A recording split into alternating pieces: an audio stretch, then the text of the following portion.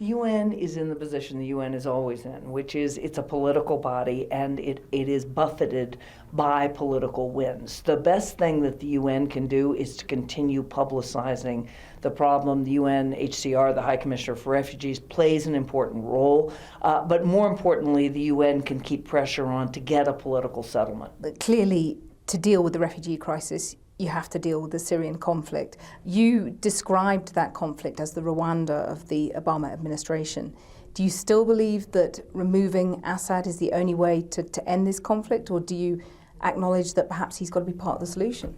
He does have to be part of the solution. I think he cannot be there forever. In other words, the solution has to provide for elections in such a way that his at the end of his time in power is in sight, but I don't think we can get there by toppling him. There will be a negotiated solution with him and his party as part of it, but it's got to be clear that that's a temporary transition. So you've significantly changed your stance on that. What was behind that?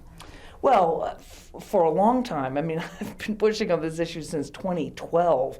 For a long time, really, I think there was a way to force him out. As Syria has fractured more and more, I think it's become more and more clear that if you just overthrew him, you would have chaos. There would be nothing in its place. So you do have to have a negotiated solution. And I accept that Assad has to be part of the negotiations. Where I disagree, I think there are some who still think, well, an Assad government is still more stable than anything that could come after. I think that's simply not possible to get a settlement on those terms. I mean, you also at one point advocated arming the rebels. I mean, do you also now look back and think, well, you know, that would have ended up with weapons falling into the hands of the jihadis? You know, 3 years ago, the jihadis didn't exist. 3 years ago, al-Nusra didn't exist, much less ISIS. 3 years ago, you did have moderates, and I do think we could have armed moderates. I think we could have, actually, my favorite solution would have been to bomb Assad's air force and stop him from either chemical weapons or barrel bombs. As it's evolved and gotten worse and worse and worse, at this point, you know, when you put arms in, you're just adding fuel to the fire. And so I now support the negotiated political solution. I would still put more pressure on Assad to get him to the negotiating table than I think President Obama is willing to do, but I broadly support what we're trying to do.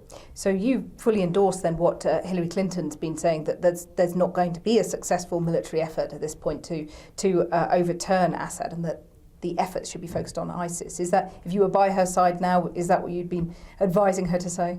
Well, she said a couple things. She's also stood up for safe zones, and I think she's completely right there, and I still think we need to be providing safe zones for the Syrian people. Can you see Obama backing safe zones and dropping the missiles that you say are required to police the safe zones at this point in the electoral cycle? No, I can't. And I don't think it matters when it's in the electoral cycle. I think he made up his mind a long time ago that he was simply not prepared to use force against the Assad government, and I think that's a strategic mistake. But at this point, I want us to get a settlement however we can. And now you have the spectacle of both the US and the UK potentially strengthening Assad by bombing IS. Yes, but yes, although it's just not linear anymore. In other words, I don't think you can draw a straight line anymore between bombing ISIS or IS and strengthening Assad. I think you've got to pursue parallel tracks, which is what we're doing. We're working very hard to get negotiations. It's very noteworthy that Saudi Arabia and Iran broke relations, but agreed to still be at the table. I predict we will get a settlement in Syria before the end of the administration. That's very optimistic. I'm not usually optimistic on this subject. Anne-Marie Slaughter, thank you very much. Thank you.